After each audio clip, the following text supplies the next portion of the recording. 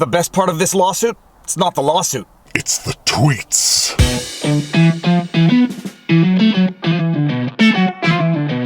Viva for I, Montreal litigator turned YouTuber, vlogging at you from my car. I don't know what week of the lockdown it is. It doesn't matter. I've given up counting. The one good thing is I found a solution to my camera overheating.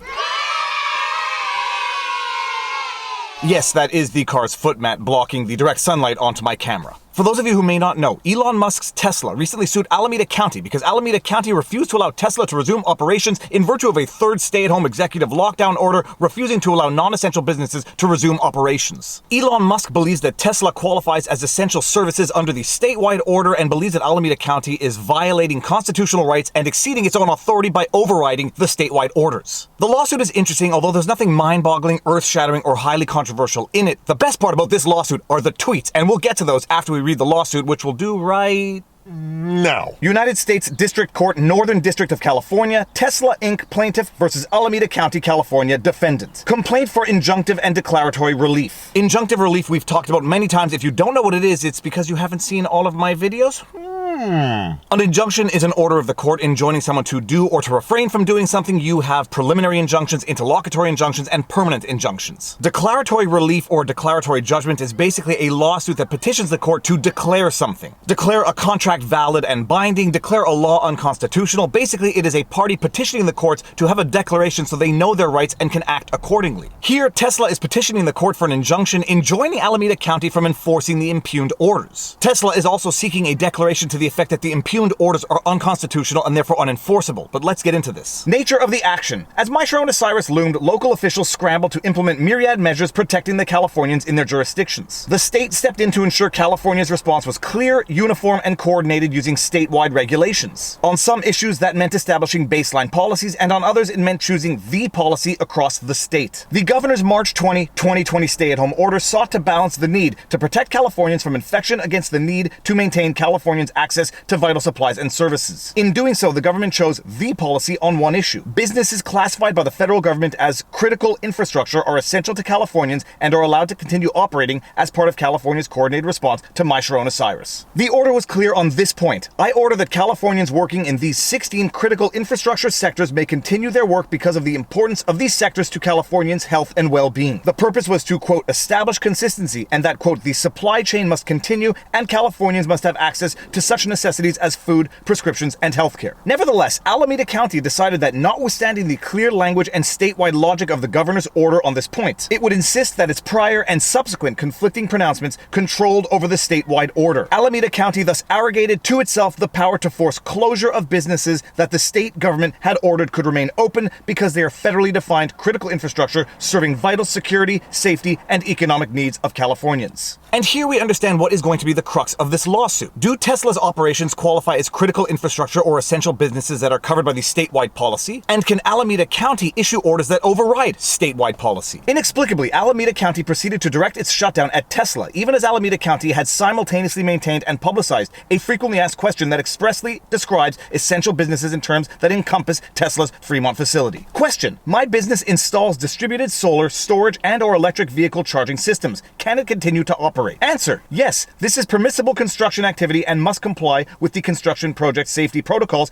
in Appendix B of the order. Businesses may also operate to manufacture distributed energy resource components like solar panels. So that is the ambiguity as relates to the Alameda County orders and the enforcement of those orders, but it seems that Alameda County also has the power to implement criminal penalties for violating those orders. What is more, the county has asserted that violations of its orders carry criminal penalties even though it lacks statutory and other legal authority to do so. Thus, Alameda County has not only created a legal quagmire by wrongly declaring that its own orders trump the state-level orders, it has threatened jail time and significant fines for businesses and individuals that do not comply, even where they are clearly authorized by the state order to continue critical infrastructure activities. There are multiple issues in this lawsuit. There are ambiguities as to the order itself. There are jurisdictional issues as to whether or not a county order can override the statewide order. And most important, there are constitutional issues. Alameda County's power grab not only defies the governor's order, but offends the federal and California constitutions. First, the county's order violates the Due Process Clause of the 14th Amendment because it fails to give reasonable notice to person of ordinary intelligence of what is forbidden under the law. Second, the county's order discriminates against identically situated parties without any rational basis and thereby violates violates the 14th Amendment's Equal Protection Clause. Even as at least one neighboring county is allowing car manufacturing to resume, Alameda County continues to insist, in violation of the governor's order and against reason, that what is permitted in a neighboring county will endanger the public health if permitted to also occur within Alameda County borders. Third, a county may only, quote, make and enforce within its limits ordinances and regulations not in conflict with general laws. By purporting to override an express order of the governor of California, Alameda County has far exceeded its ambit under the California Constitution. Jurisdiction and venue, boring. It's a federal claim because it invokes the Constitution. Venue is proper because that's where the defendants reside. And the substantive allegations, which really read more as a timeline than anything else, read as follows. On March 4, 2020, California Governor Gavin Newsom declared a state of emergency to exist in California in light of the Osiris Manschmendrick. Subsequently, on March 19, 2020, Governor Newsom signed Executive Order N3320, the Governor's Order. The Governor's Order directs all residents, quote, to immediately heed to current state public health directives, including an order of the state public health officer reprinted in the Governor's Order. The Governor's Order, quote, ordered all individuals living in the state of California to stay at home or at their place of residence, except as needed to maintain continuity of operations of the federal critical infrastructure sector as outlined at website. The Governor's Order further explained that, quote, the federal government has identified 16 critical infrastructure sectors whose assets, systems, and networks, whether physical or virtual, are considered so vital to the United States that their incapacitation or destruction would have a debilitating effect on security, economic security, public health or safety, or any combination thereof. As noted above, the Governor's Order linked to a federal website identifying the, quote, 16 critical infrastructure sectors. 3 of those 16 sectors are relevant to this litigation. 1. Transportation equipment manufacturing, which includes vehicles and commercial ships manufacturing. 2. Electrical equipment, appliance, and component manufacturing, which includes electric motor manufacturing. And 3. The energy sector. It will be a question of fact as to whether or not Tesla's operations qualify as critical infrastructure under Governor Newsom's order. It is Tesla's position that it does, but I presume it's going to be a disputed fact by Alameda County, so it will be a question of fact for the judge to determine. Shortly before Governor Newsom issued his statewide order on March 16, 2020, the interim health officer of Alameda County, Dr. Pan, issued a shelter-in-place order, quote,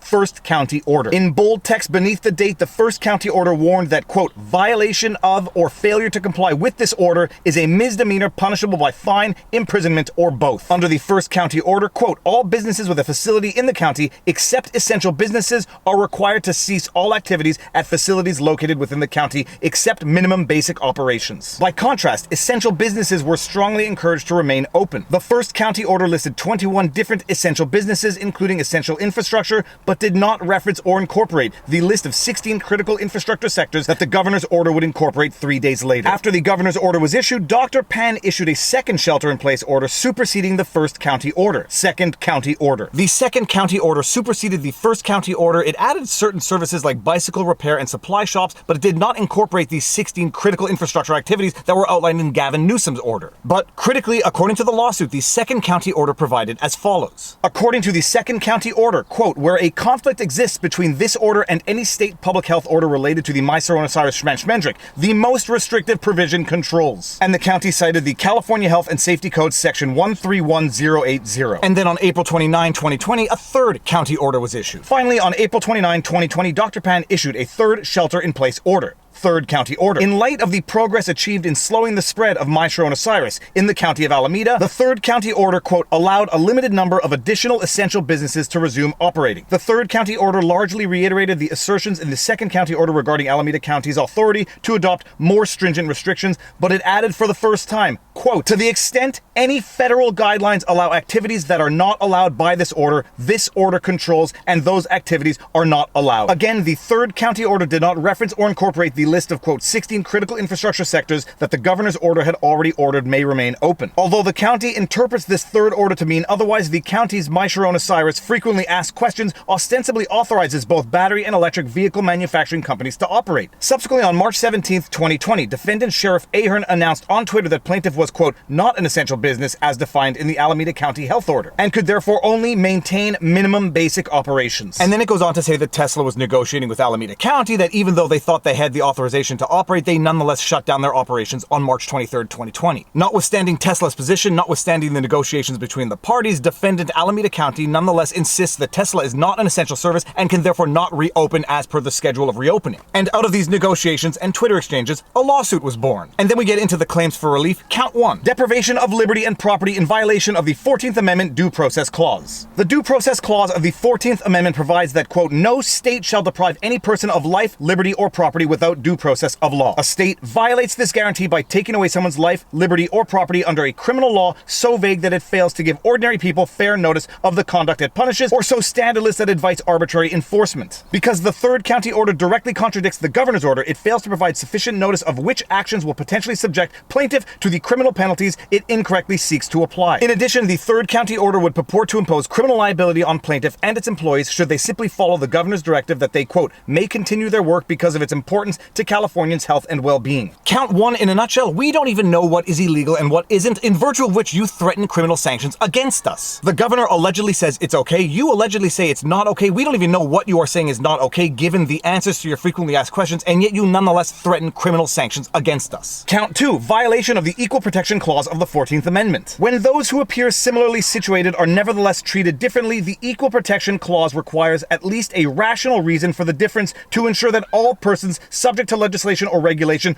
are indeed being treated alike under like circumstances and conditions. Yet Tesla is permitted and continues to operate its facility and other facilities in neighboring San Joaquin County. There is no rational basis for the disparate treatment of two neighboring Tesla facilities, both operating in federal critical infrastructure sectors, and the order does not attempt to offer one. Count two in a nutshell, two seemingly identical entities are not receiving identical treatment under the law. Count three, preemption. Under Article 11, Section 7 of the California Constitution, a county or city may make and enforce within its limits all local police, sanitary, and other ordinances and regulations not in conflict with general laws. Under this provision, a, quote, state law is in conflict with or preempts local law if the local law duplicates, contradicts, or enters an area fully occupied by general law, either expressly or by legislative implication. The third county order nevertheless contradicts the governor's order and purports to restrict the conduct of businesses operating in the federal critical infrastructure sectors. In addition, because plaintiff does not qualify as an essential business under the third county order, the third county order purports to prohibit plaintiff from operating its Fremont factory. The third county order therefore directly contradicts the governor's order to the extent it restricts the operation of a business operating in the federal critical infrastructure sectors. And then we have the prayer for relief: issue a permanent injunction enjoining enforcement of the third county order against plaintiff, issue a declaratory judgment that the third county order is void to the extent it is inconsistent with the provisions of the governor's order expressly allowing the continued operation of the federal critical infrastructure sectors, award reasonable attorney's fees, and any other order the court deems appropriate. The legal questions in this lawsuit are going to hinge on the factual determination as to whether or not Tesla's operations fit within the federal critical infrastructure sectors as defined in the governor's order. If the court comes to the factual determination that the federal critical infrastructure includes Tesla's operations, then the other question at law is going to be whether or not Alameda County can override the governor's order. And because I am but a Quebec attorney, I don't know how this is going to end up, but it might make for a good live stream with Robert Barnes, who can give us an indication as to what he thinks. That is the lawsuit. Pretty interesting, but more interesting than the lawsuit are the tweets. Now, when the proverbial poo-poo started hitting the fan, people took the fight to Twitter because that's what people do nowadays. On May 9th, Third Row Tesla Podcast tweeted as follows: so apparently Alameda County doesn't think Tesla should reopen until June 1st. To which Elon Musk replied, Tesla is filing a lawsuit against Alameda County immediately. The unelected and ignorant interim health officer of Alameda is acting contrary to the governor, the president, our constitutional freedoms, and just plain common sense. To which Lorena Gonzalez, member of the California State Assembly from the 80th District, responds as follows: F. Elon Musk. To which Elon Musk succinctly responded, message received. I don't know when it became acceptable for anybody, let alone elected officials, to behave like this in a public forum. And I've got to tell you, while I do disagree with a great many of his tweets, the "but Trump" excuse is not going to cut it anymore. These are politicians taking to social media to tell their tax-paying citizenry to go F themselves. But maybe I'm just being too sensitive. Bonjour.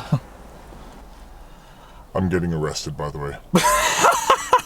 And the FU tweets don't end there, because even more recently, Elon Musk tweeted, Take the red pill. To which Ivanka Trump replied, Taken. To which Lily Wachowski replied, F both of you. Lily Wachowski was one of the writers and directors of The Matrix, from which that iconic meme was born. And she is telling two people who have come to their own truths based on that meme to go F themselves. Can we appreciate the absolute hilarious irony in all of that? Man, I actually can't think of a better place to end this vlog. If you like my videos and you like my content, please be sure to like, share, subscribe, hit the notification bell, drop a comment in the comment section below because it feeds the algorithm. If you want to support the channel, all of the support links are in the pinned comment. We've got merch, Patreon, Subscribestar, other methods of supporting the channel if you are so inclined. Above all else, take care of yourselves, stay safe, stay healthy, stay sane. Try to remember the Serenity Prayer, even if at times it is difficult to remember. Get outside, get some sunlight, breathe some fresh air, and now you know your vlog. Peace out.